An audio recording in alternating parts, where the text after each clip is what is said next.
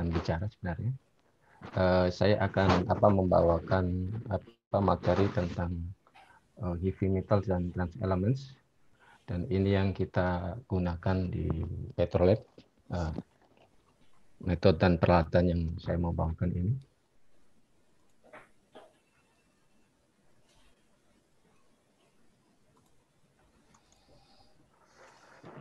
Baik,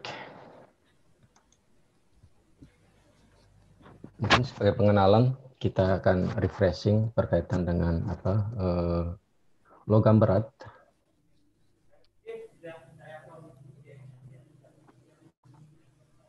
Ya, mungkin akhir-akhir ini ya, mungkin di abad ke-20 ini pertumbuhan industri begitu pesatnya. Ya, salah satu efek negatif dari pertumbuhan itu adalah pertebarannya logam berat yang nantinya akan berakibat buruk terhadap kesehatan kita manusia. Dan imbas atau impact secara lingkungan dari logam-logam berat itu biasanya bersumber dari industri-industri yang mungkin menjamur ya, mungkin salah satunya di sekitar Jakarta ya, mungkin Jakarta dalam beberapa waktu ke depan mungkin industri-industri yang menyebarkan logam berat, khususnya pengolahan metal, mungkin akan dialihkan ya ke jauh dari Jakarta kebetulan.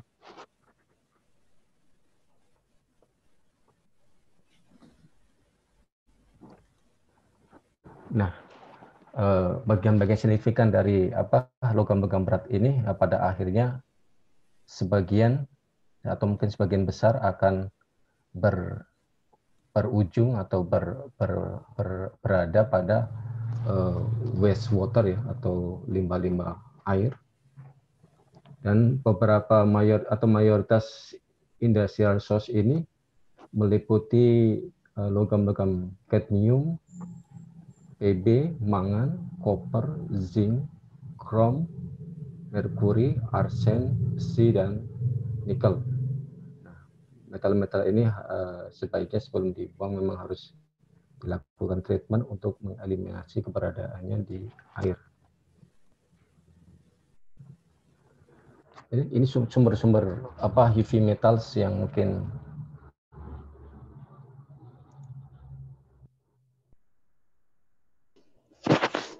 ya, sumber-sumber dari logam-logam berat ya.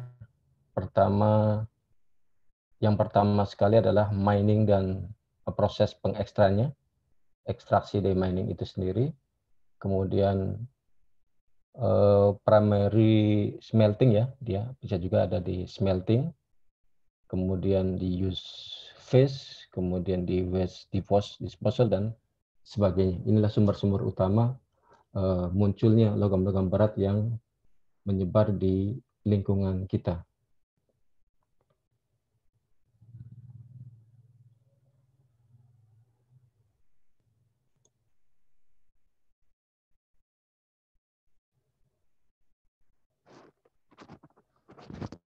Kita akan bicara di mining dan extraction ya.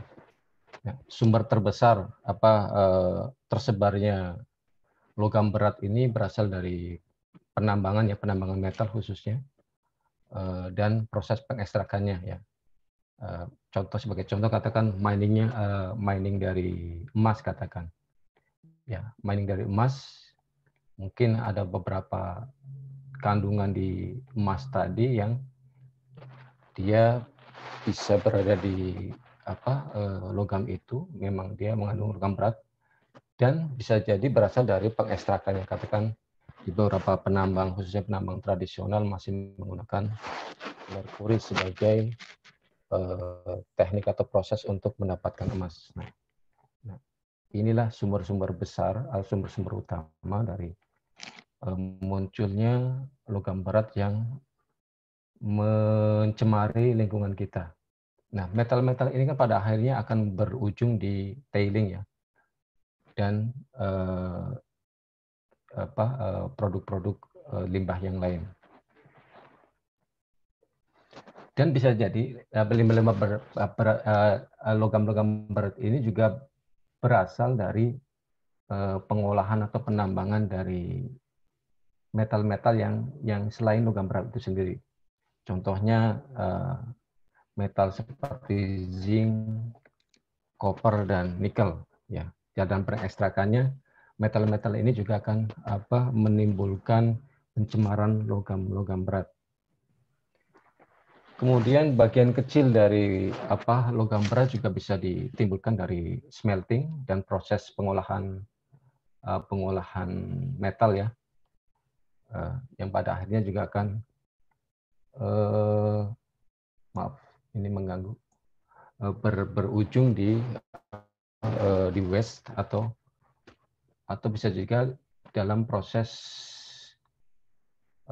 pengolahan metal itu lebih jauh ya, katakan dalam proses pembentukan barang jadi dari metal itu.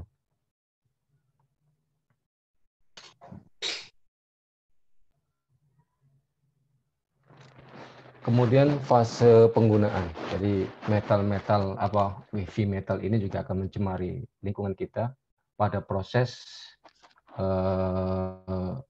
penggunaan. Jadi sebagian kecil dari logam berat itu juga akan hilang dari produk ya, artinya dia akan leaching atau dia mungkin sebagian berbentuk wear metal atau berbentuk korosi yang akhirnya dia akan mencemari lingkungan. Nah, use phase ini juga bisa bagian kecilnya dari ini akan mencemari lingkungan, tadi sudah saya jelaskan, bisa melalui proses korosi maupun wear. Ini bisa terjadi di katakan metal-metal yang digunakan di jembatan, kemudian metal-metal yang dari mesin-mesin, peralatan mesin kita, ya. Di situ pasti ada proses korosi dan proses wear atau proses ausan. Ini juga akan pada akhirnya akan berujung di pencemaran lingkungan kita. Kemudian diproses waste disposal atau pemusnahan limbah. Ini juga akan jadi bagian yang utama dari pencemaran logam berat yang akan terus berada di sekitar kita ya, melalui pembuangan akhir ya dari produk-produk yang sudah menjadi limbah. Atau heavy metals ini juga bisa dikumpulkan untuk di recycling atau dispose di proses yang disebut dengan municipal solid waste incinerator, jadi insinerator zat-zat padat, kemudian ditimbun, atau bisa juga dia sebagai limbah cair ya, karena heavy metal ini juga bisa berupa ion ya, yang nantinya akan larut di dalam air. Bagian kecil dari limbah ini juga akan dispose ya sebagai limbah chemical atau dilakukan recycling atau ditimbun melalui treatment atau pengolahan limbah kimia. Ya, jadi semua proses itu pastinya tidak akan berjalan dengan sempurna. Bagian kecil atau besar dia ujung-ujungnya akan mencemari lingkungan.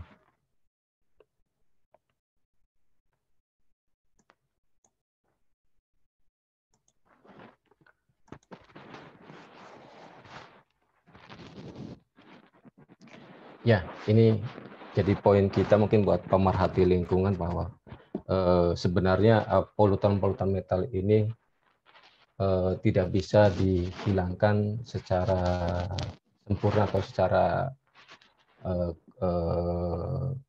secara komplit ya. Nah, jadi metal polutan-polutannya sebenarnya kita cuma bisa mentransfer atau merubah dari sumber lain ke sumber lainnya gitu, dari satu sumber ke sumber lainnya. Artinya sebenarnya kita nggak bisa memusnahkan ya, karena ini satu metal ya. tidak bisa kita tidak bisa memusnahkannya. Kita biasanya hanya merubah bentuk kimianya dan pengumpulan dan membuat kemampuan geraknya itu tidak semobil sebelumnya ya. Artinya kita coba menutup gerak dari si metal-metal ini. Intinya biar metal ini tidak bisa berkaitan langsung dengan manusia, hewan dan tumbuhan. Artinya biar metal-metal tadi tidak berkaitan dengan makhluk hidup secara lebih erat gitu ya. Intinya kita cuma bisa menjauhkan, tapi tidak bisa memusnahkan secara utuh, secara sempurna.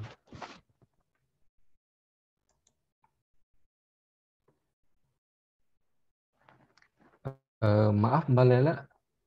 Halo Mbak Lela. Iya Pak. Mbak Lela, Gimana, Pak? ini di layar saya sering ada ini muncul notifikasi untuk admit beberapa orang yang nutup layar saya nih. Bisa ini Oh, oke. jangan dijadikan admin ya. Oke, sebentar Pak. Mas Luki, mungkin Pak Asbari untuk Ya, ini kalau nggak dilihat dijadikan aja. admin, Bapak nanti nggak bisa ini Pak, nggak bisa share. Oh gitu. Bukannya Iya nggak Pak. harus itu, nggak harus jadi admin. Oke, saya coba ya. Coba ya. Coba.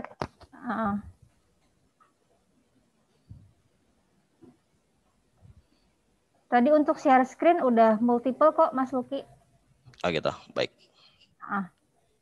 Mungkin Pak Asbari co-hostnya dihilangkan saja. Iya. Oke. Oke. Masih muncul Mbak. Masih ya? Atau saya gimana ya? Oke, udah. Cukup. Sudah ya? Oke, baik. Ya, kita akan Silakan, bicara lagi Pak. tentang logam berat. Jadi secara definisi mungkin logam berat itu tidak bisa kita definisikan seperti definisinya orang kimia. Jadi logam berat kan buat kita sebagai orang kimia seolah-olah menunjukkan logam yang mempunyai massa atom relatif yang besar ya. Ya sebenarnya awalnya begitu. Awalnya disebut dengan logam berat adalah logam-logam semacam itu. Contohnya Pb, Hg ya itu memang secara sains atau secara kimia juga dia mempunyai berat atom yang berat. Tapi pada pembicaraan kali ini pada ujung-ujungnya ya setelah mungkin ilmu kesehatan begitu pesatnya, ternyata bukanlah hanya metal-metal tadi, walaupun utamanya atau awalnya yang disebut dengan logam berat adalah logam-logam yang mempunyai massa atom relatif yang besar gitu. Ya, mungkin definisi awalnya begitu. Kemudian seiring berjalannya ilmu ya, pengetahuan bahwa logam berat adalah lebih tepatnya adalah logam-logam yang mempunyai bioavailability ya, yang berpotensi untuk menimbulkan toksik atau keracunan ya, dari elemen-elemen metalik. Walaupun pada akhirnya juga elemen metalik itu kadang-kadang justru bukan metalik, dia kadang-kadang kita secara kimia didefinisikan sebagai semi metal ya, dan senyawa-senyawa yang dibentuk oleh metal-metal tadi. Gitu. Tapi untuk dalam kepentingan undang-undang biasanya pengklasifikasian metalik elemennya tetap digunakan. Dan berdasarkan di periodic table. Maaf Mbak Lela, saya ngecas dulu ini. Iya, Pak. Saya lobet. Iya, baik, Pak.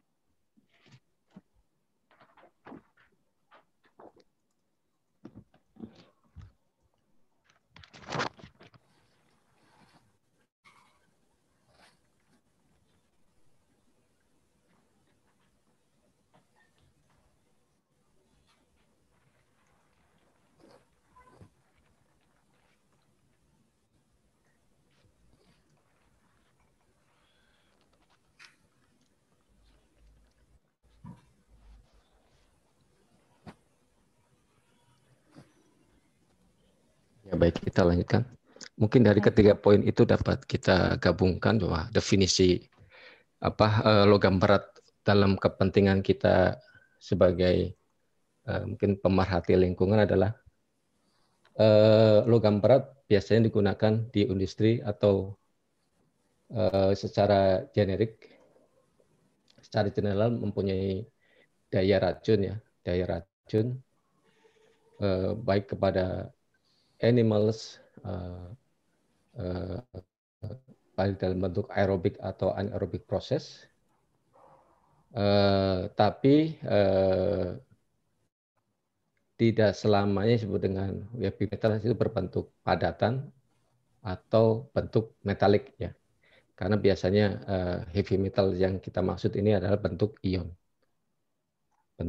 Biasanya bisa dalam bentuk kation atau bentuk oksidanya ya. Contohnya arsen ini biasanya di alam dalam bentuk oksidnya. Mungkin beberapa jenis logam berat yang selama ini sudah dipelajari cukup mendalam oleh para ahlinya itu adalah arsen, ya, cadmium, kromium, koper, tembaga, lead, kemudian ada merkuri, nikel, selenium, dan zinc. Inilah beberapa logam yang kita anggap sebagai logam-logam yang tidak diinginkan berada di lingkungan manusia dan di dalam manusia itu sendiri. Yang metal-metal ini biasanya yang jadi perhatian para pemerhati kesehatan untuk dikontrol keberadaannya di lingkungan.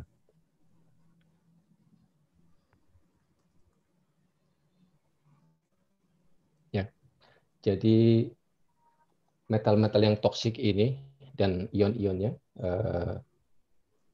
tidak hanya berpotensi terhadap merusak kesehatan manusia, tapi juga bentuk-bentuk kehidupan yang lain ya, baik itu makhluk-makhluk hidup yang renik ya, katakan mikroorganisme, baik itu plankton katakan mungkin, dan bentuk-bentuk kehidupan yang lain. Nah, metal-metal yang toksik ini bisa menyebabkan ketidaknyamanan fisikal maupun membahayakan kehidupan kita ya. Intinya metal-metal ini juga kalau berada di lingkungan dan mengkontaminasi kita akan menyebabkan penyakit. Dari sisi dari cara pandang ekotoxicological ya, metal-metal yang paling bahaya itu berupa merkuri ya, air raksa ya, dan air raksa ini kan memang sudah buat kehidupan kita memang sudah menyebar ya. Sebagai contoh penggunaan air raksa yang sering kita gunakan, katakan bisa berada di cat ya, cat-cat tembok mungkin, atau untuk lampu-lampu TL ya, lampu-lampu yang masih menggunakan gas. Dia biasanya menggunakan gasnya merkuri. Kemudian timbal atau LED, ya ini juga sudah sangat jamak digunakan kehidupan kita sehari-hari. Dia berada di seperti aki ya, akumulator, kemudian berada juga mungkin di baterai, dan sebagian digunakan di cat ya, formulasi cat yang zaman dulu ya, ini masih menggunakan tembaga. Kemudian cadmium, ya cadmium juga ada di baterai HP ya, di baterai yang bisa dicas ulang. Kemudian kromium, ya. Kromium ini sudah sangat jamak ya pastinya ya, biasanya digunakan di pelapis-pelapis logam yang anti karat ya, di kendaraan, mobil, motor ya, biasanya menggunakan kromium. Walaupun kromium yang dianggap bahaya adalah kromium yang bermuatan ya kromium 6+, tapi apapun jenis kromiumnya, begitu dia berada di lingkungan pasti punya potensi untuk membentuk sebagai kromium 6+ ini. Kemudian efek toksik yang bisa yang paling terimbas paling besar ya tentunya berada pada hewan yang berada di puncak piramid makanan itu ya.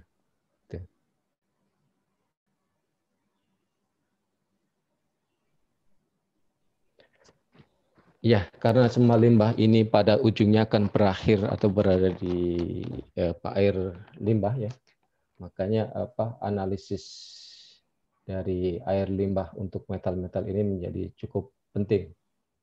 Ya, penganalisan baik trace dan heavy metals ini sangat penting sebagai langkah yang sangat penting untuk memastikan kesehatan lingkungan dan kesehatan manusia itu sendiri.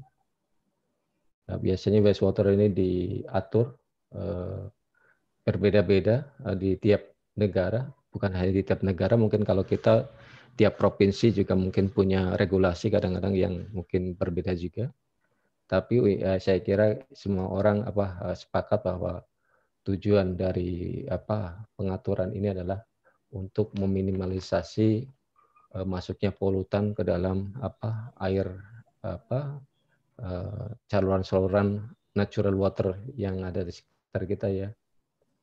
Nah, dengan adanya pengaturan ini secara ketat ya, mungkin ini hasil pengamatan bahwa metal-metal tadi secara ini bisa terkurangi ya keberadaannya dengan melakukan proses legislasi, kemudian improve untuk produksinya dan proses cleaning, teknologi cleaning yang bisa meminimalisasi keberadaan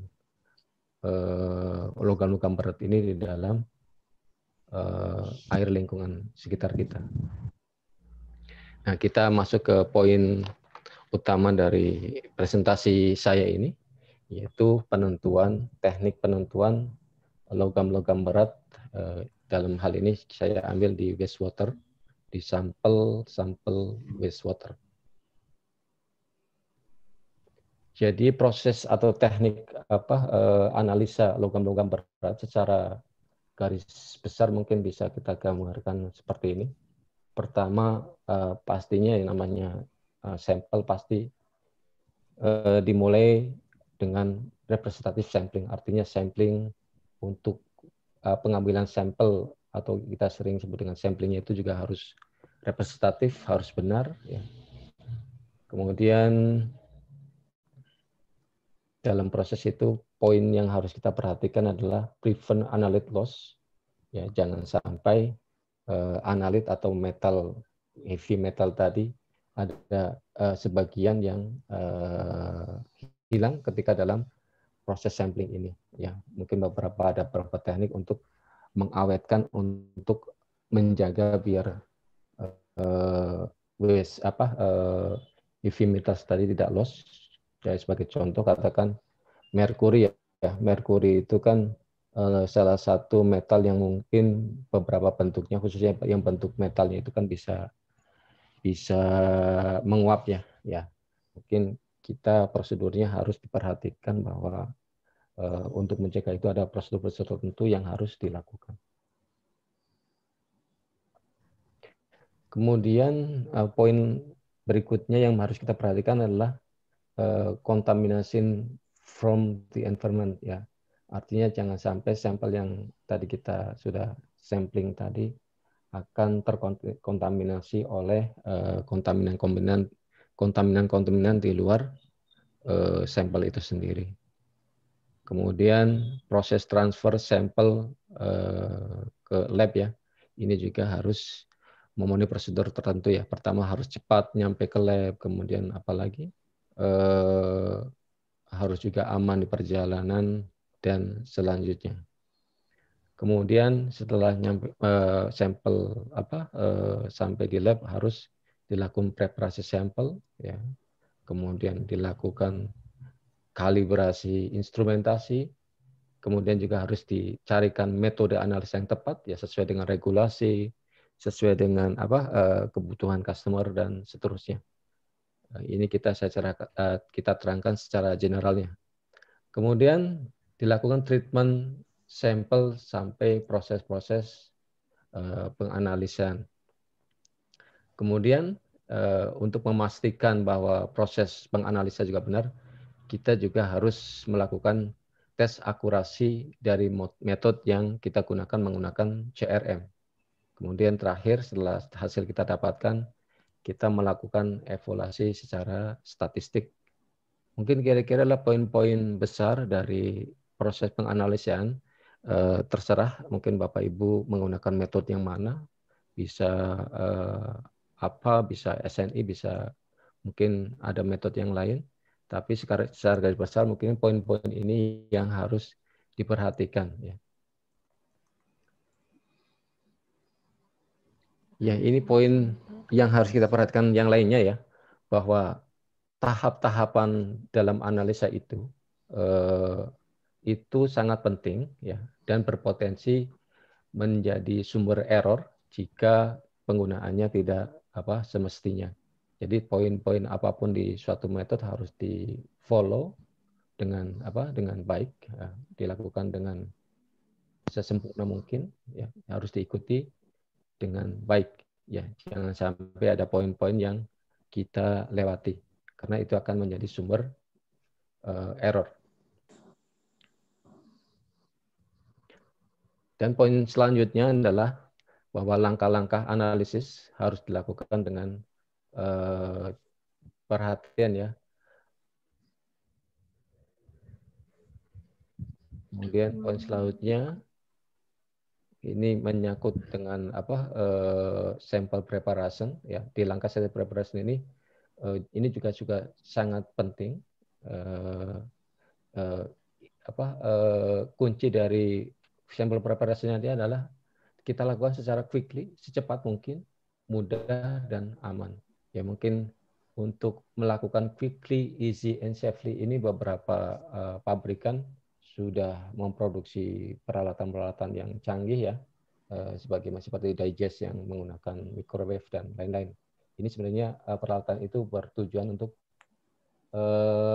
memudahkan kita orang lab untuk melakukan preparasi sampel itu secara quickly, easy, and safely ini. Ya, quickly ini biar kontaminasi tadi Bapak Ibu poin di atas bahwa proses pengambilan sampel sampai dia dianalisis itu secepat mungkin menghindari kontaminasi di sekitar kita.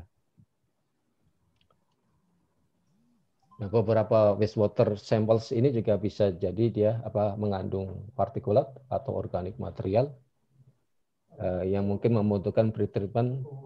Iso put, kamu ndelok ta?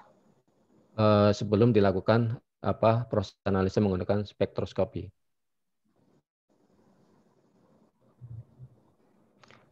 Nah, untuk menganalisa total metal content dari satu sampel, konsentrasi dari metal inorganically atau organically, jadi sampel-sampel yang masih mengandung organik ataupun organic bond ya, ini harus di-dissolve, harus ditentukan bahwa sampel tadi menggunakan mengandung zat-zat ini ya, intinya harus dilakukan digest. Nah, ketika kita mendapati suatu sampel yang colorless, tidak berwarna, transparan dan mempunyai turbidity kurang dari 1 NTU, tidak berbau, single phase. Nah, ini bisa dilakukan analisa secara langsung. Artinya tanpa ada treatment ya. Enrichment dari proses ini ya di AAS ya. Mungkin kita nggak bicarakan AAS atau di ICP, bisa dilakukan tanpa digest. Jadi syaratnya kalau kita mendapatkan sampel yang bagus ya, kalau colorless, transparan, turbidity-nya rendah ya, bisa langsung dilakukan proses analisa tanpa digest. Tapi bisa apabila kita mendapati sampel yang mengandung partikulat ya, dissolved metals yang yang diminta juga hanya metal yang dissolve ya, ini cukup difiltrasi aja. Jadi kalau diminta oleh customer katakan atau oleh satu regulator adalah kandungan metal yang terlarut saja, dan kita mendapati sampel tadi mempunyai partikulat, ini caranya bisa dilakukan filtrasi aja. Ya, setelah itu bisa langsung dilakukan analisa menggunakan ICP. Tapi kalau yang dimaksud suatu regulasi itu adalah total metal content ya, ini biasanya harus dilakukan prosedur digest. Yes. Untuk mengurangi interference di organic matrix, sampel juga memang biasanya harus dilakukan proses penghancuran dengan digest. Nah, sebenarnya penganalisan logam-logam berat ini ada beberapa ini ya. Mungkin ada 4 atau 5 jenis peralatan yang bisa digunakan. Cuma karena yang kita gunakan selama ini adalah ICP, jadi yang saya bahas hanya ICP.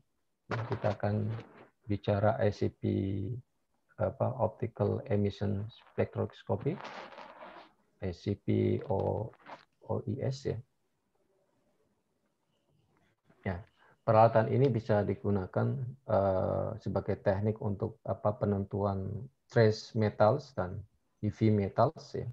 ICP ini cukup mumpuni untuk melakukan pekerjaan ini.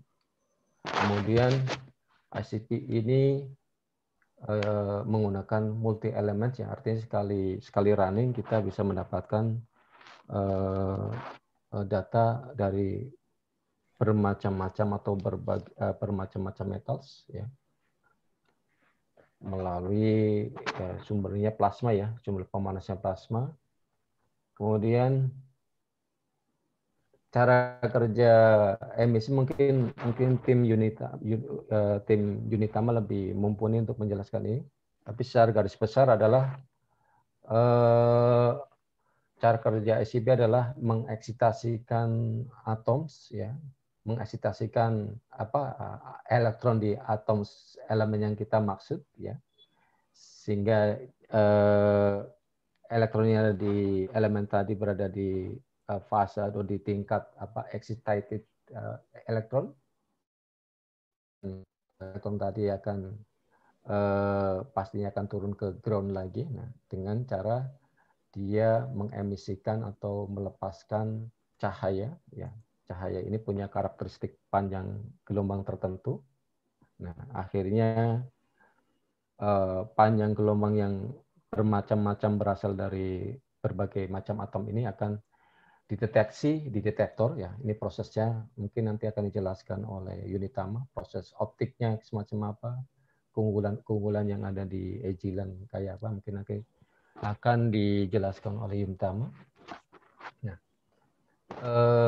redup atau terangnya dari sinar yang dipancarkan oleh atom ini adalah berkaitan langsung dengan konsentrasi yang ada di dalam satu sampel ya.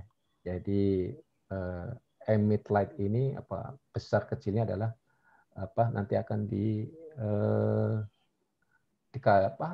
diwakili oleh seberapa besar konsentrasi metal-metal itu dalam sampel.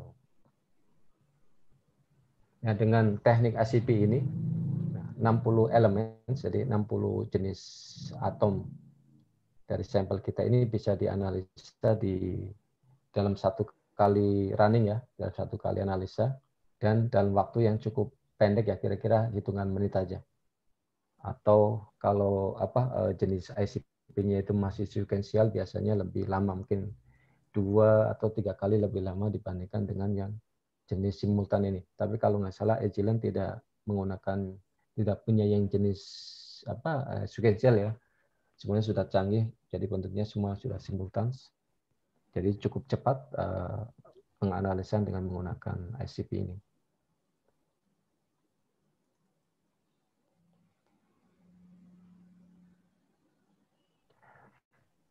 Jadi teknik multi elemen ini menggunakan sumber plasma untuk mengatomisasi sampel ya.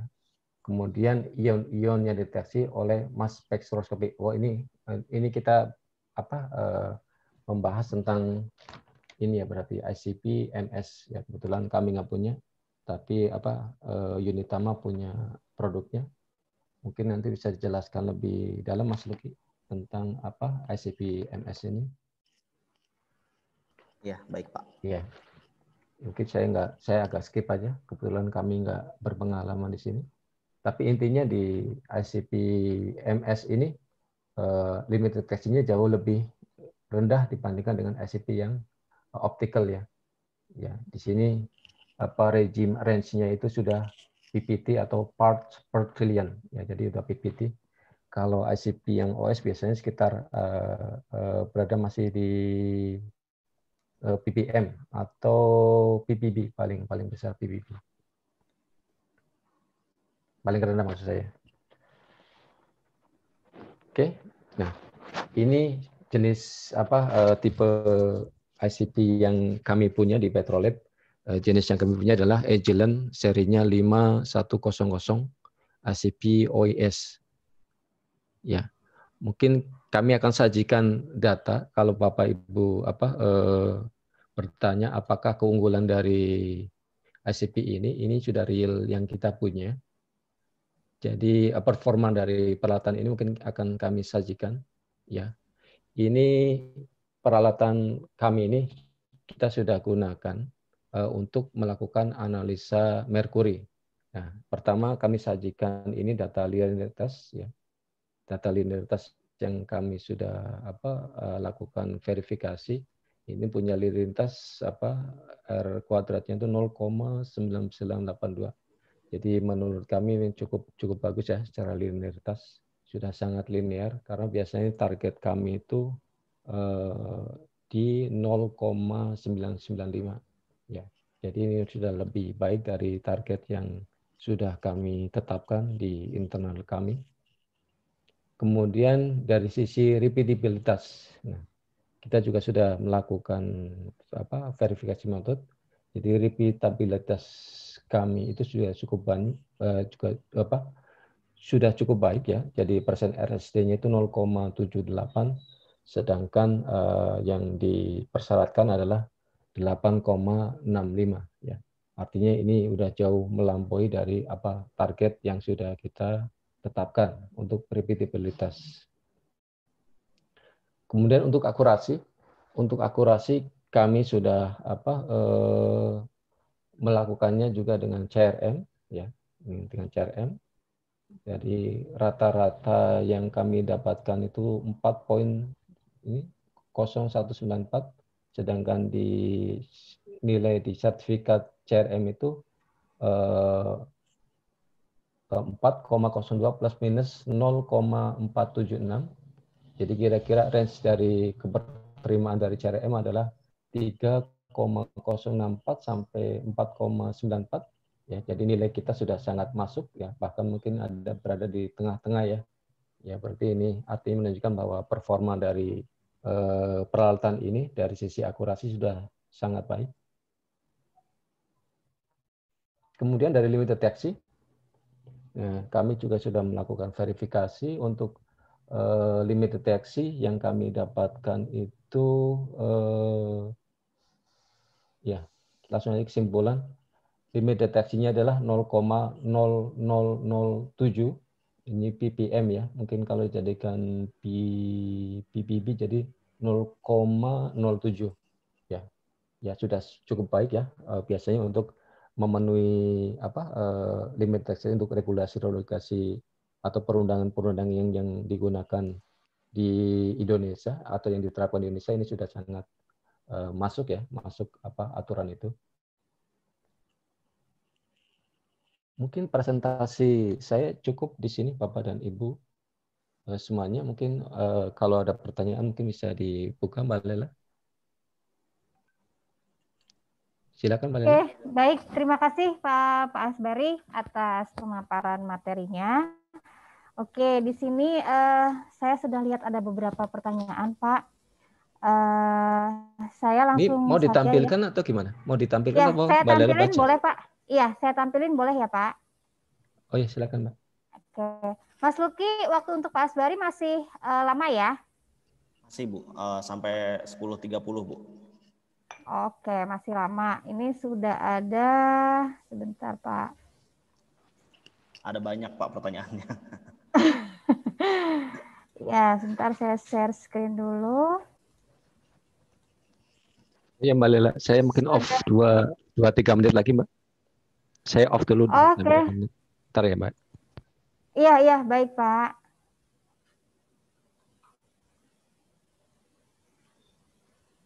Oke, baik. Mohon menunggu ya Bapak Ibu. Kita rileks-rileks sebentar sambil menunggu Pak Asbari sebentar.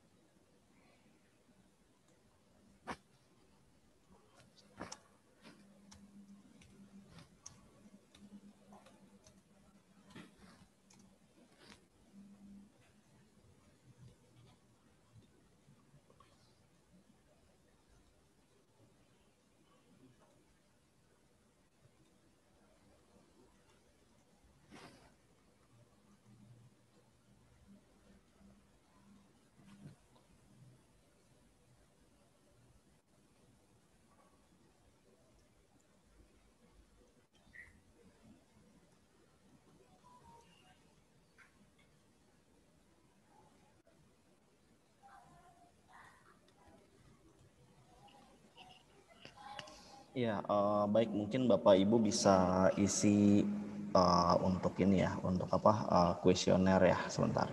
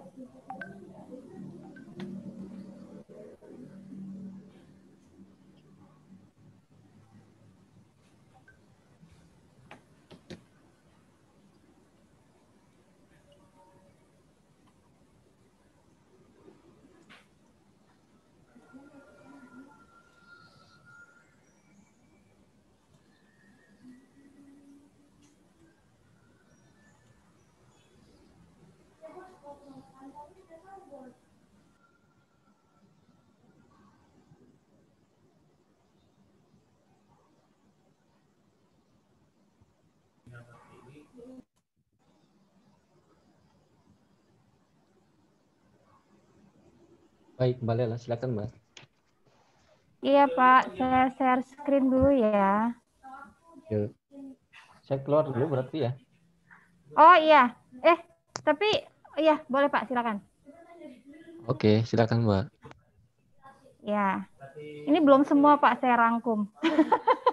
Karena masih lama nggak apa-apa ya waktunya ya. Baik Pak, ini untuk yang pertama saya bacakan juga dari Bapak atau Ibu Juliadi PT Rio Jaya. Saya pernah ditanyakan oleh user di pabrik, apakah gear oil merek yang Bapak jual mengandung logam berat merkuri? Pertanyaannya, adakah cara untuk mengetahui oli itu ada kandungan logam berat merkuri? Iya, jadi bisa Mbak. Langsung saya jawab kali ya. Iya Pak, silakan. Bisa Pak, bisa dilakukan analisa ini. Mungkin ada prosedurnya, mungkin dilakukan digest dulu. Setelah dilakukan digest, baru nanti mengikuti prosedur yang tadi Pak. Ya, biasanya ini untuk ROHS ya kalau saya Mbak Lela ya.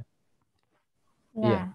Tapi batasnya biasanya kalau di produk itu masih cukup tinggi Pak, kalau nggak salah sekitar berapa ya? 10 sampai 100 ppm kalau nggak salah.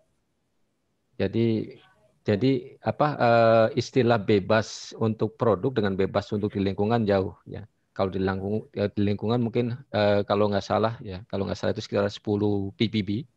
Ya, tapi kalau di produk itu bisa mungkin 10 ppm. Mungkin itu bisa menjawab Pak siapa dari Pak siapa tadi? Pak Juliadi ya. Juliadi. Iya. entah Bapak Ibu mohon maaf nih, saya kurang paham juga Pak. Nah kemudian ada pertanyaan lanjutannya, apakah logam berat memungkinkan meracuni manusia jika sudah menjadi bagian komposisi di pelumas? Saat handling ke equipment atau mesin, persoalannya user mengganti merek A ke merek B dengan alasan adanya kandungan logam berat merkuri. Nah, mungkin tadi sudah terjawab kali ya Pak ya, berapakah angka toleransi yang diperbolehkan atau limit jika ada di kandungan pelumas, Pak? Iya, itu ada aturannya sendiri. Cuma kalau selama dia masih di dalam mesin, mungkin kemungkinan dia meracuni mungkin rendah Pak. Cuma mungkin biasanya concernnya itu ketika si pelumas ini jadi limbah, itu apakah si pelumas ini punya kandungan yang lebih tinggi atau lebih rendah dari kompetitor katakan Pak. Ya gitu. Jadi nantinya kesulitan mungkin si user ini untuk handling ketika dia si pelumas jadi limbah. Kalau dari awal pelumas ini secara analisis itu aman atau kandungannya rendah, kan mungkin otomatis kalau dibuang sebagai limbah dia limbah biasa. Tapi begitu dari awal itu si pelumas sudah mengandung merkuri, kan jadi ada beban lagi untuk disposal dari pelumas ini. Saya kira mungkin concernnya di situ customer. Tapi selama dia masih digunakan, dia dalam sistem yang close, itu sebenarnya aman saja. Apalagi pastinya merkuri dalam bentuk pelumas itu dalam bentuk senyawa ya, bukan bentuk merkuri sebagai bentuk yang sebagai atom ya. Kalau sebagai atom atau sebagai elemen pastinya dia mudah nguap. Tapi kalau di oli saya kira formulasi di oli sudah bisa mengikat dia, jadi dianya pasti saya duga pasti sebagian besar dalam bentuk ion atau dalam bentuk senyawaan dengan base oil, aditif dan sebagainya. Saya kira sebenarnya aman Pak kalau dari sisi dalam masa penggunaan. Tapi kalau dalam masa disposal, artinya setelah service time dari si pelumas ini habis, mungkin concern dari si user begitu. Oke, jadi angka toleransi yang diperbolehkan berapa Pak atau limitnya untuk Saya lupa sih Mbak. di pelumas? Saya lupa. Okay. Mungkin sekitar 10 ppm besar sih. 10 ppm itu besar sekali. Maksimal 10 ppm ya? Iya. Oh, oke. Tapi ketika dia jadi limbah dia udah ppb. Mungkin sekitar 10 ppb kalau nggak salah. Saya juga nggak terlalu kalau ingat sudah gitu. Menjadi limbah ya? Iya. Dan di air Pak. Tapi selama dia masih masih di dalam bentuk padatan atau masih dalam bentuk cairan, biasanya kita kan aturannya menggunakan proses leaching itu ya, yang diputer-puter itu, yang di lingkungan itu loh. Prosesnya leaching. Nah, kalau proses leaching itu juga memang jarang sekali yang ada di padatan itu akan larut di cairan. Gitu. Mungkin itu yang bisa saya jawab, Mbak Bella. Silakan selanjutnya. Ya, baik Bapak Ibu Yuliadi, semoga menjawab ya pertanyaannya tadi. Oke, sekarang kita lanjut ke pertanyaan berikutnya Pak. Singkat saja sih, pengaruh kromium terhadap warna air itu bagaimana Pak? Kromium warna air dan kromium 6+ ya. Ya saya kira sih secara visual tidak bisa ketahuan Pak. Apalagi kalau kandungan yang ditetapkan itu kecil sekali. Sebenarnya kromium itu secara kasat mata, secara visual tidak bisa mempengaruhi warna air. Biasanya warna air itu dipengaruhi oleh sedimen gitu. Tapi kromium itu sendiri nggak bisa mempengaruhi warna air, kecuali kromium dalam bentuk persen ya. Iya. Kalau dalam bentuk persen ya dia warnanya kuningan gitu Pak. Warnanya kuningan gitu. Ya kalium kromat katakan. Asam kromat itu warnanya kuning. Bukan. Kalau masih dalam atom berarti warnanya masih jernih ya Pak ya, atau gimana? Sebenarnya kuning cuma itu kalau bentuknya sudah persen Mbak. Artinya kandungannya udah persen mungkin kuning. Tapi kalau bentuknya ppm apalagi ppb ya sama sekali tidak berwarna. Sekali tidak terlihat ya Pak. Biasanya sebenarnya warnanya orange lah, warnanya orange. Si kromium itu. Warna atomnya itu ya Pak ya? Warna larutannya Mbak. Oh, warna larutannya. Oke, baik. Oke, berarti pengaruhnya tadi maksudnya kalau misalkan sudah jadi tidak ini ya Pak ya, warnanya ya? Iya. Oke, baik, untuk semoga menjawab Pak Muhammad Revaldo. Kita lanjut ke pertanyaan berikutnya dari Roma Doni Anto. Bagaimana cara mengukur CR6+? Apa bisa diukur langsung dengan ICP OIS atau ICP-MS, Pak? Oke, baik. Baik Bapak dan Ibu. Nah, kalau chromium 6+ ini kan kita sudah memperhatikan bilangan valensinya ya. 6+-nya harus kita perhatikan. Biasanya prosedurnya itu tidak langsung menggunakan ICP atau AAS. Karena kalau kita pakai ICP atau AAS, otomatis yang kita deteksi adalah chromium total. Padahal chromium itu bisa mempunyai bilangan oksidasi range-nya mungkin banyak. Bisa 2+, 3+, 6+, katakan ini 6 atau artinya bentuk ionnya banyak, Pak, gitu. Padahal ICP maupun AAS itu menghitung secara total. Secara total jumlah chromium. Jadi tidak bisa digunakan menggunakan ICP atau AAS. Biasanya menggunakan spektroskopi. Artinya kalau kita pengen memperhitungkan muatannya 6+ kah, 3+ kah, 2+ kah, ini biasanya prosedur yang digunakan adalah dengan cara ekstraksi. Nanti Bapak bisa buka lagi SNI atau ini saya menggunakan yang sering kita gunakan itu menggunakan standar metode ya. Ini standarnya Amerika, mungkin Bapak bisa gunakan di sini. Ini ada beberapa prosedur untuk mengeksaminasi water and wastewater sampel ya. Ada prosedurnya, Pak. Jadi tapi intinya prosedurnya adalah diekstrak, Pak. Biar ketika kita ekstrak itu yang akan terjaring di ekstrakan kita itu hanya 6+ chromium yang lain tidak bisa atau tidak kita bisa ekstrak gitu, Pak. Biasanya menggunakan spektroskopi, Pak. Ya. Jadi intinya menggunakan spektroskopi. Ya. Ekstrak kemudian dianalisa menggunakan spektroskopi. Biasanya menggunakan UV vis, Pak. Jadi tidak bisa langsung menggunakan ICP maupun AAS. Mungkin itu jawaban saya, Pak. Karena begitu kita menggunakan ICP, yang kita dapatkan adalah chromium total, bukan chromium 6+. Oke, berarti masih ada treatment dulu ya, Pak ya? Kalau ya, misalkan memang dulu, ya. harus diukur dengan ICP OIS. Ya. Baik, Pak Romadoni. SNI punya, kemudian di standar metode juga ada. Oke, baik. Baik, Pak Romadoni, semoga menjawab ya untuk pertanyaannya. Pak Asbari, kita masih punya banyak pertanyaan, Ini Pak. ada lanjutannya. Kita lanjut ya, Pak ya. Ada lanjutannya. Oh ya, silakan. Masih, Pak. Ini dari Pak Ali Wijaya. Beliau bertanya, saat ini banyak alat filtrasi untuk minyak pelumas, hidrolik, ataupun transformer oil. Apakah dengan alat filtrasi ini bisa untuk memfilter semua partikel logam yang terkontaminasi dalam oli-oli tersebut? Atau masih butuh proses lainnya untuk menghilangkan kontaminasi logam-logam tersebut, Pak? Oke, baik. Biasanya filtrasi itu, Pak, hanya bisa menjaring logam-logam yang bentuk partikel. Biasanya wah, ada musik nih, Pak. Maaf, Mas Luki, mungkin bisa di-mute. Ya.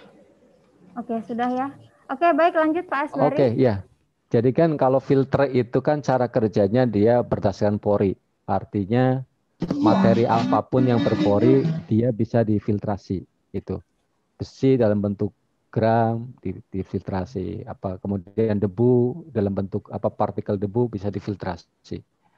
Tapi perlu diingat, Pak, jadi ada dua jenis metal yang ada di pelumas. Pertama dalam bentuk partikel, contohnya ausan besi, kemudian debu, ya, kemudian metal-metal yang lain. Tapi beberapa metal, khususnya koper, timbal, timah,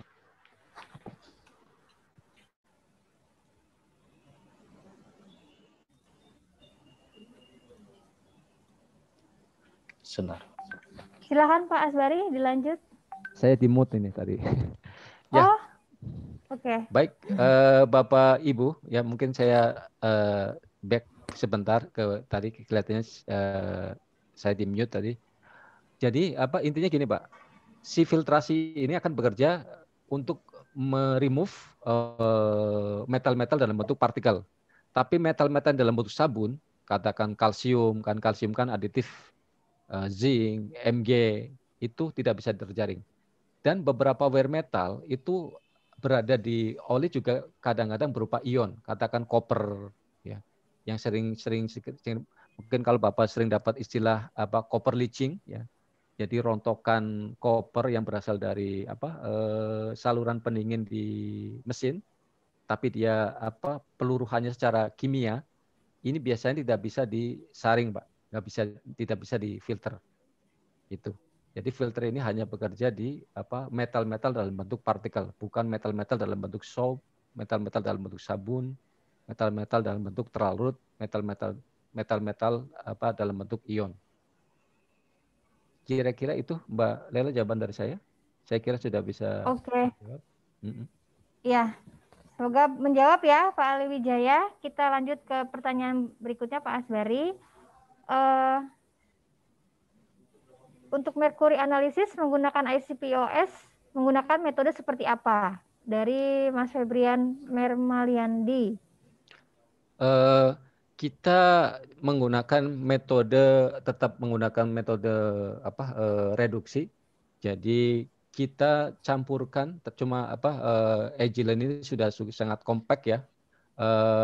Peralatan sudah sangat compact, istilahnya beda dengan mungkin Bapak kenal dengan Mercury Generation ya. Yang kami gunakan ini menggunakan ICP-OS biasa, cuma kita menggunakan chamber yang khusus untuk merkuri. Nah, nanti di chamber ini kita campurkan. Ini nanti ada sistemnya memang sudah ini campurkan dengan reduktor. Kita menggunakan sodium borohidrit ya. Jadi sodium borohidrit dengan sampel akan bercampur di chamber tadi. Kemudian setelah dari situ sampel akan dilarikan ke torch. Nah, dia terdeteksi di situ. Intinya kita masih menggunakan ini Pak. Intinya kita masih menggunakan proses reduksi ya. Nah, reduktor kita adalah menggunakan sodium borohidrit. Mungkin untuk lebih lanjutnya bentuknya, tekniknya ya Pak, mungkin Bapak bisa tanyakan ke Unitama. Kebetulan saya juga nggak punya bahan untuk mempresentasikan proses ini. Tapi menurut saya dari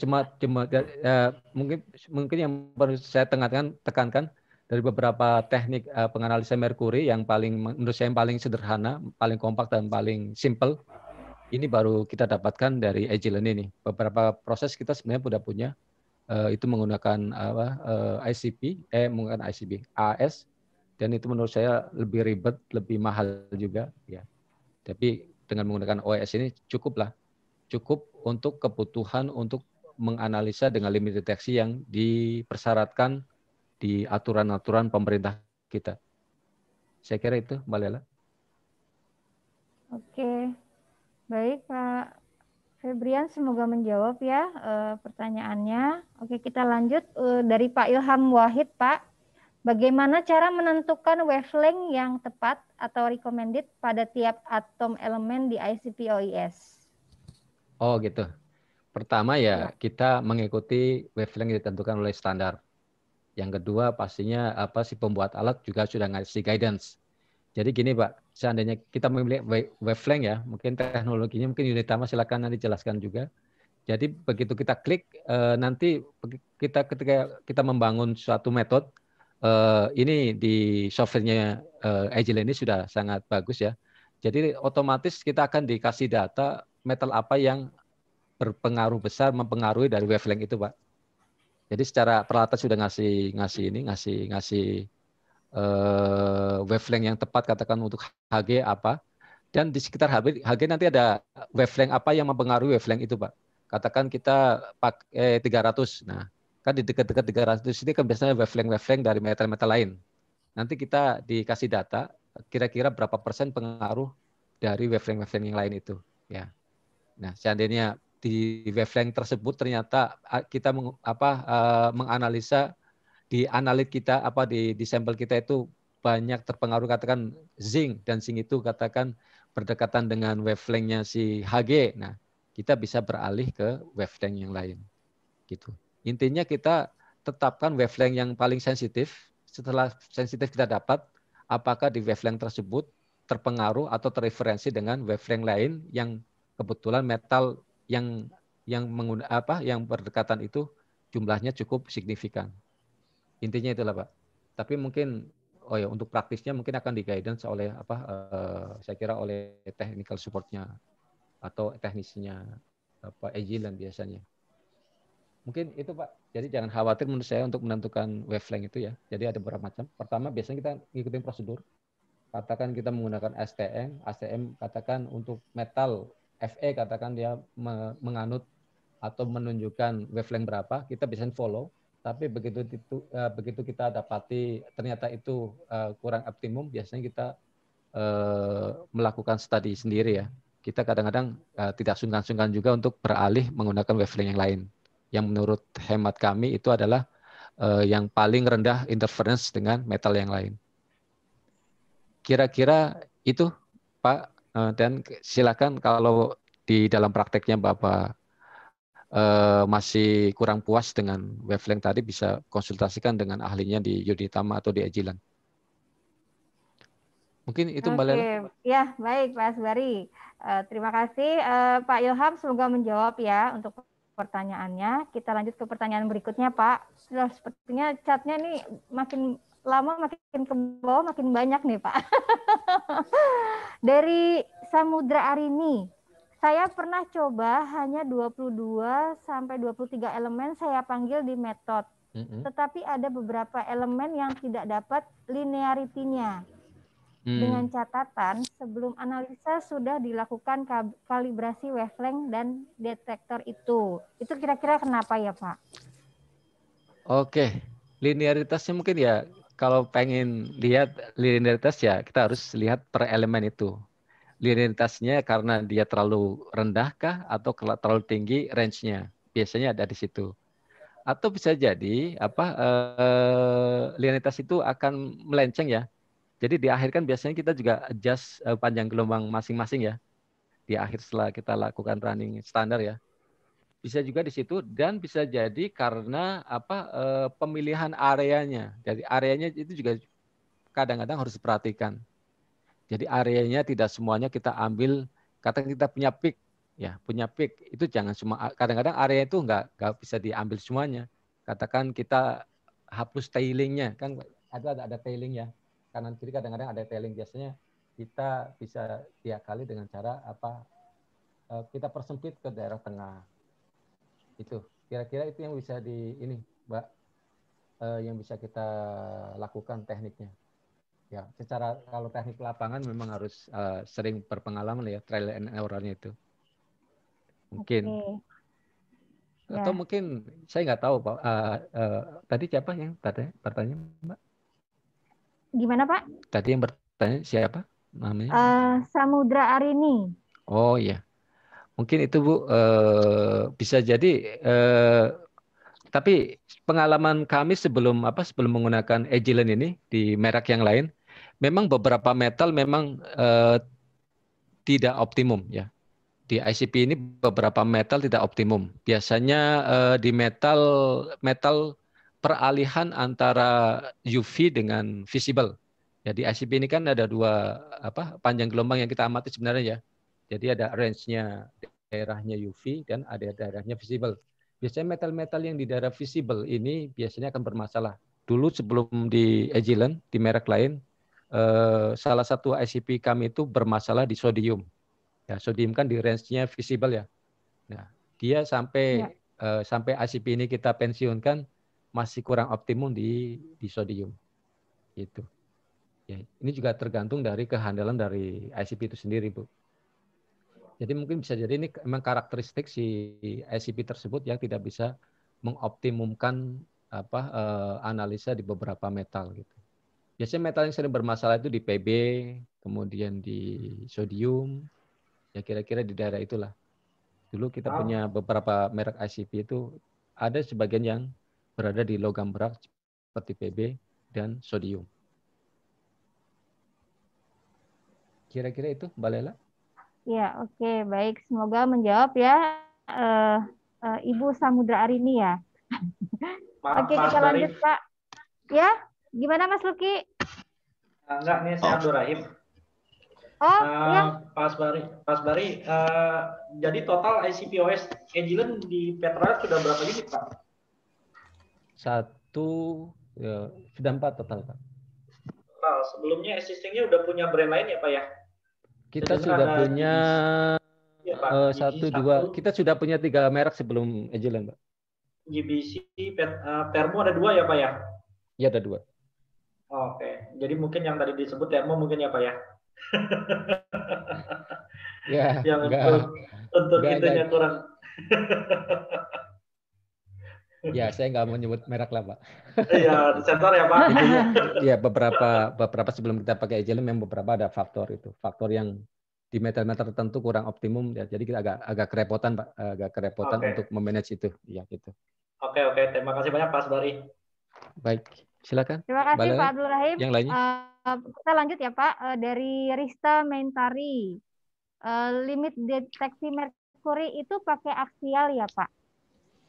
Iya, kalau merkuri kan karena dia sangat kecil ya, jadi kita menggunakan aksial. Biasanya untuk trace elemen kita menggunakan aksial, sedangkan untuk metal-metal yang kandungannya cukup banyak kita menggunakan radial. Itu. Intinya poinnya di situ lah, Mbak. Jadi kalau kita pengen deteksi lebih kecil, lebih rendah, dan memang matriksnya juga lebih ini ya, matriksnya lebih bersih ya, itu kita menggunakan yang aksial. Tapi kalau matriksnya kotor dan kandungannya besar, kita biasanya menggunakan radial. Ya, kira-kira itu, Mbak Lela. Ya, Ibu Rista Mentari semoga menjawab. Kita langsung ke pertanyaan berikutnya, Pak. Dari Bapak Rahmat Amir.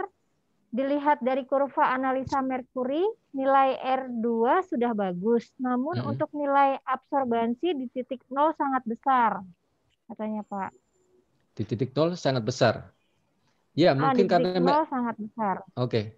Ini kan karena merkuri ini kan kita menggunakan ini ya, menggunakan material lain. Jadi kita tambahkan sodium borohidrat. Dugaan saya kandungan borohidrat ini yang menjadi absorbansinya akan naik ya. Jadi secara rata-rata secara keseluruhan baik di standar 0 sampai standar yang paling besar dia akan lebih tinggi gitu. Saya kira memang dia akan memang dia tidak bersinggungan di titik di Cartesian 0 dan 0 ya. X-nya 0, Y-nya 0 dia agak ngangkat dikit gitu. Kira-kira itu Bu, karena kan kita tambahkan satu reduktor. Jadi reduktor dengan sampel akan berjalan bareng bercampur di chambernya itu, kemudian bereaksi itu kan ada proses reaksi reduksi ya. Merkuri akan direduksi jadi Hg0, ya mungkin Hg-nya awal Hg plus 1, kemudian direduksi, kemudian menjadi Hg metal akan lari ke torch, jadi torch dipanaskan di plasma, kemudian dideteksi di detektor. Memang untuk Hg ini agak keangkat Bu. Dugaan saya tadi karena di situ ada pencampuran material lain yang bukan analit, ya. Jadi ada material lain yang bukan analit, saya kira akan mempengaruhi emisi dari ICP ini. Mungkin kira-kira itu Mbak jawaban saya. Tapi yang penting kan gini Bu, yang penting kan linearitas ini kan sebenarnya kan berpengaruh ke limit ya, limit deteksi ya. Ya, yang penting limit deteksi masih masuk, saya kira walaupun dia agak ngangkat gitu, saya kira nggak ada masalah. Karena secara limit deteksi dia masih cukup rendah dibandingkan dengan regulasi yang kita gunakan dalam reporting kita gitu. Yang penting begitu angkanya kita bandingkan dengan limit masih oke, ya kita jalankan ini. Karena ini juga kita kan untuk analisis kan bukan cuma melihat ini ya, melihat idealisme ya, tapi kita juga melihat praktisnya gitu. Secara praktis ini masih memang sangat praktis dan secara regulasi ini masih masuk. Jadi kita tetap menggunakan ICP-OS ini sebagai metode untuk mendeteksi merkuri. Ya, tapi kalau pengen lebih rendah lagi mungkin ada produk lain ya, mungkin Agilent Agilent sepertinya punya produk lain untuk mendeteksi merkuri yang lebih rendah lagi. Ya. Tapi buat kepentingan kami untuk metode ini sudah cukup lah ya, bisa digunakan. Jadi kita belum melirik untuk beli yang versi Mercury Analyzer. Kira-kira itu Mbak Lela jawaban saya. Iya, baik. Ya, semoga menjawab ya Pak Rahmat Amir. Kita masih ada banyak pertanyaan nih Pak. Nggak apa-apa ya Pak, kita lanjut ya. Ya silakan Mbak. Ini dari Pak Omega Medica Pharma. Dalam melakukan pemeriksaan heavy metal, umumnya mengacu ke handbook atau literatur apa Pak? Yang kita pakai itu kita menggunakan standar method namanya. Standar method itu umurnya sudah 100 tahun nih.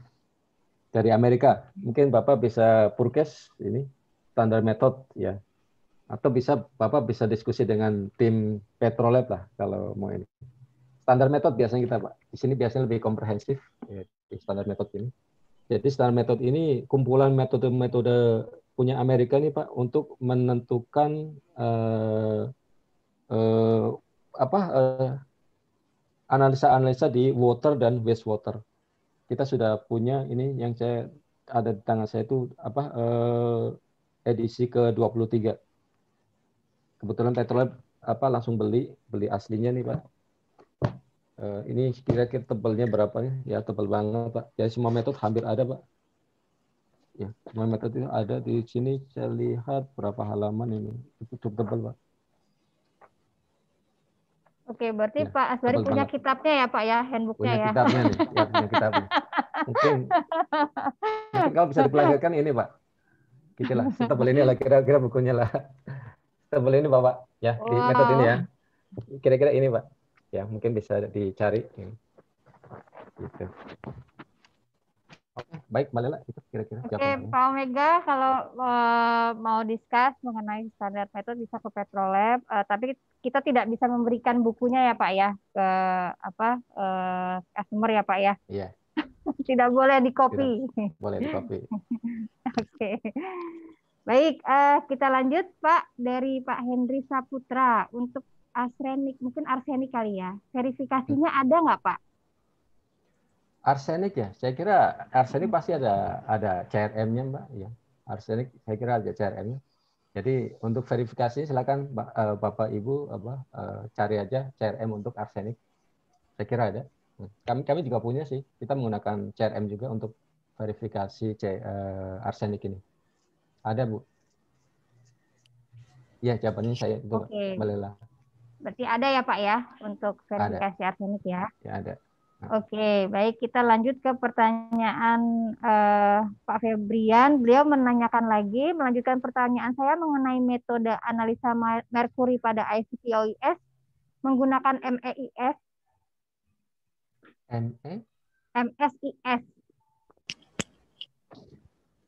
MSIS. Oh, MS ya? Iya, MS. Bukan Pak, itu MSIS Pak, MSIS. Oh, MSIS. Oke. MSIS yang untuk yang untuk merkuri, betul. Itu yang tadi gitu. Pak, yang tadi Bapak jelaskan di itunya, di nebulizernya itu. Iya. Oh, MSIS itu ya, namanya MSIS ya metodenya. Iya, itu namanya MSIS, iya. Oke, sip.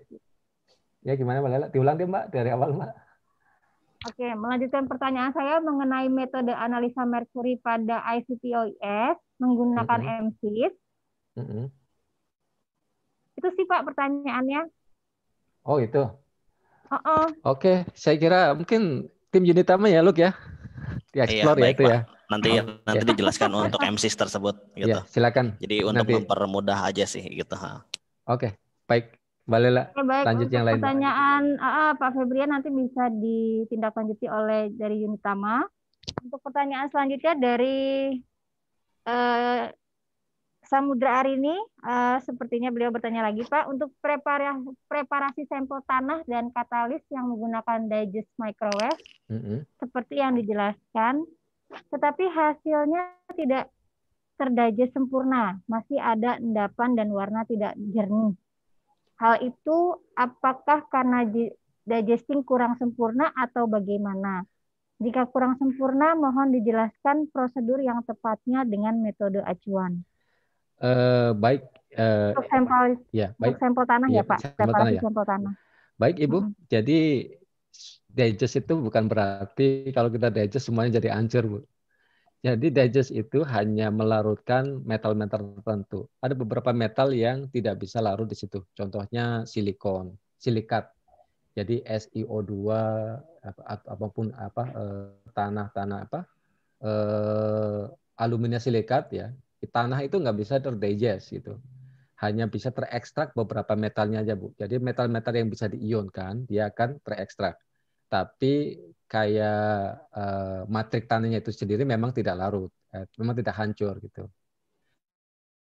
Kalau melarutkan tanah, Ibu harus digestnya menggunakan HF, asam fluorida. Itu baru akan hancur semua. Itu. Dan mungkin ada vesselnya juga khusus ya. Biasanya vesselnya menggunakan teflon. Gitu, Bu. Jadi tergantung ininya, Pak, Bu, tergantung dari asam yang Ibu gunakan. Kalau sampelnya tanah, silakan Ibu mungkin menggunakan campurannya itu menggunakan HF atau hidrogen fluorida. Dan semua sistemnya juga nanti harus dirubah ke part-part yang memang tahan terhadap HF tadi.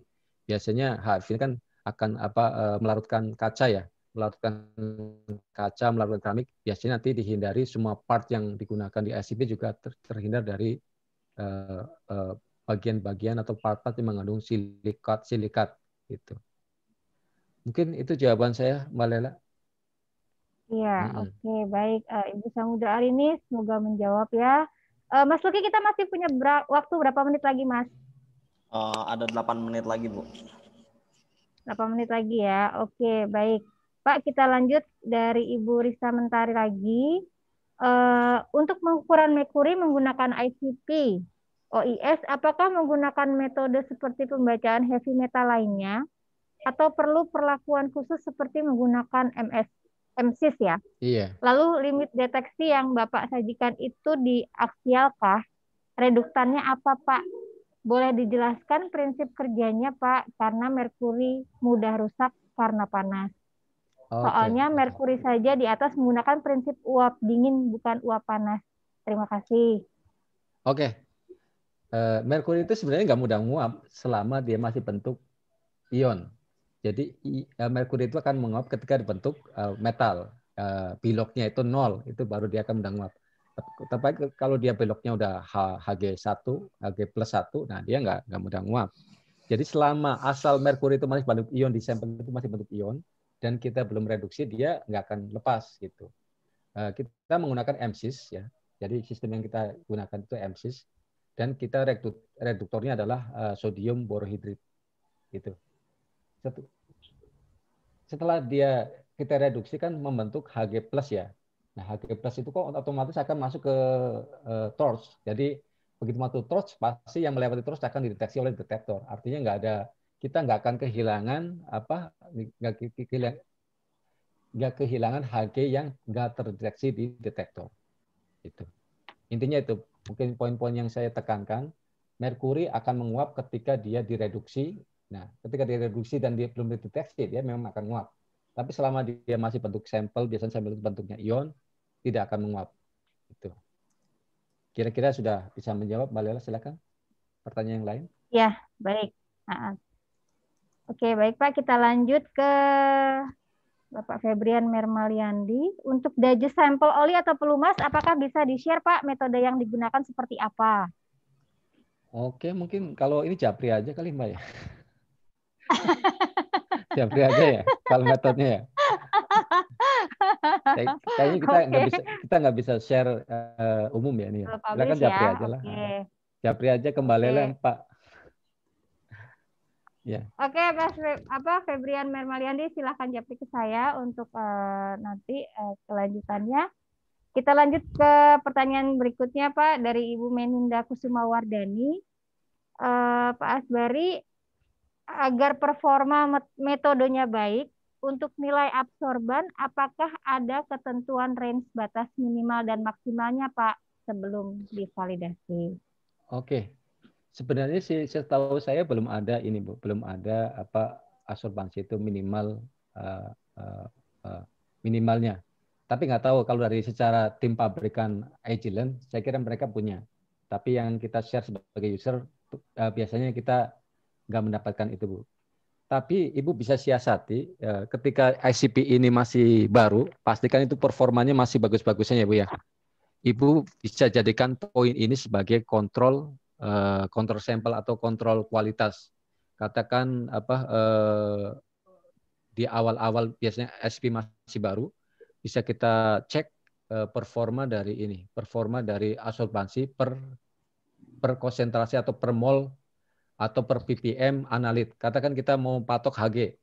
Hg itu katakan absorbansinya harus 1 juta per ppm katakan. Nah, ini absorbansi ini Ibu bisa catat ya. Ibu catat dan ini dijadikan kontrol untuk mengevaluasi kehandalan dari alat Ibu. Katakan Ibu punya target 20% dari itu. Begitu penurunan 20%, ada penurunan 2% dari performa barunya, Ibu bisa hati-hati. Artinya performa SCP Ibu sudah menurun.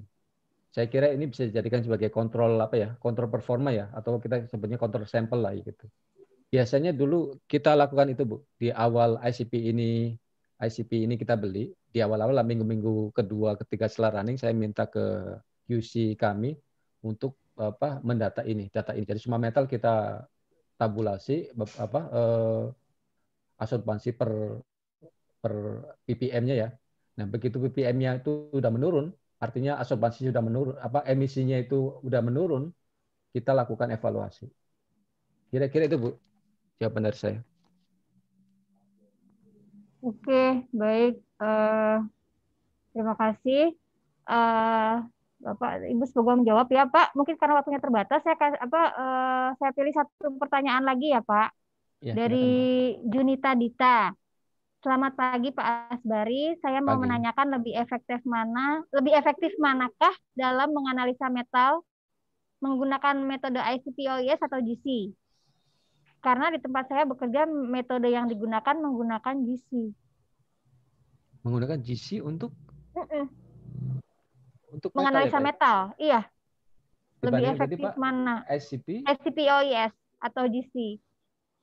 Lebih efektif mana dalam menganalisa metal menggunakan metode ICP-OIS atau GC? Karena di tempat saya bekerja metode yang digunakan menggunakan GC. Oke. Gini, mungkin jawabannya saya juga singkat juga. Tergantung Ibu. Kalau yang pengen Ibu dapatkan adalah informasi berapa konsentrasi suatu metal, pastinya yang paling tepat adalah ICP-OIS. Ya. Katakan kita mau tahu kandungan koper total, ya otomatis pakai ICP-OIS.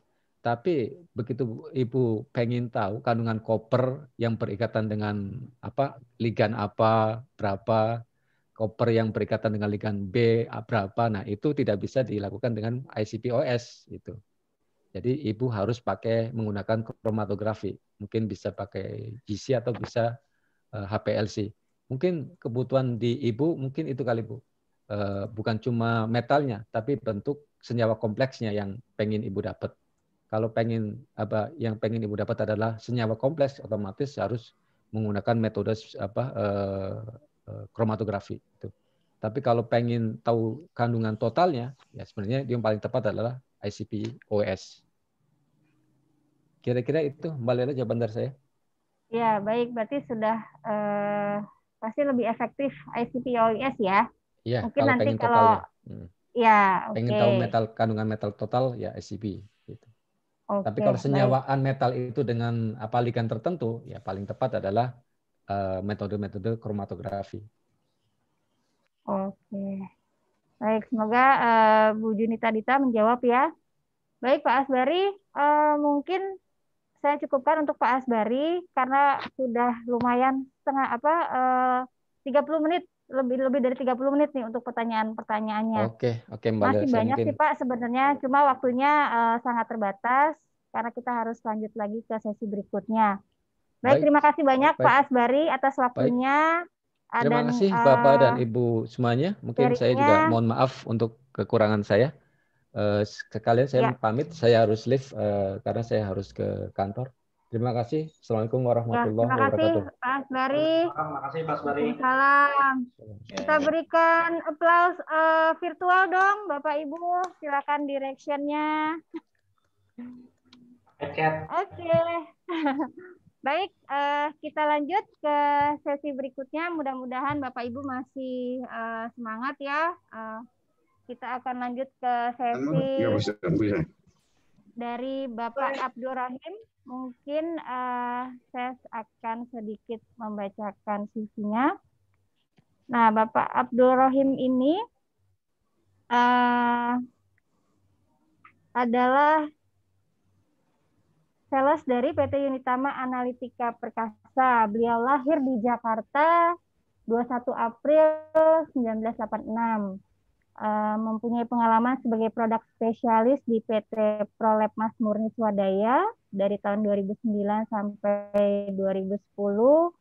Kemudian sebagai sales application support di PT Perkindo Mitra Analitika dari tahun 2010 sampai September 2011. Dan beliau pernah mengikuti training Agilent di Singapura pada tahun 2012, kemudian Likor tahun 2016, kemudian Protein Analyzer tahun 2017, kemudian tahun 2018 mengikuti training Agilent Laman di Singapura. Cukup lumayan. Di luar semua ya Pak ya, sepertinya trainingnya. Oke, baik Bapak Ibu. Kita lanjut untuk sesi yang kedua. Kepada Bapak Abdul Rahim, waktu dan tempat kami persilahkan. Oke, terima kasih waktunya dan terima kasih juga Pak Asbari. Banyak sekali tadi ilmu yang disampaikan ya oleh beliau. Perkenalkan, saya Abdul Rahim dari PT Unitama Analitika Perkasa. Mungkin saya di sini akan ngebahas mengenai lebih ke arah teknologi dari ICP-OS kami, dan juga nanti ada Mercury Analyzer. Bila mana nanti ada pertanyaan tentang alat lain seperti ICP-MS, FTIR atau Spektrum boleh disampaikan. Tapi di session ini mungkin saya akan lebih ke arah teknologi yang terbaru yang kita sematkan di ICP-OS kita yang paling baru seperti itu. Yang mana nanti itu teknologinya akan membantu di dalam segi aplikasi maupun analisa dari analisa di lab-lab yang memang sudah menggunakan atau belum menggunakan ICP-OS seperti itu.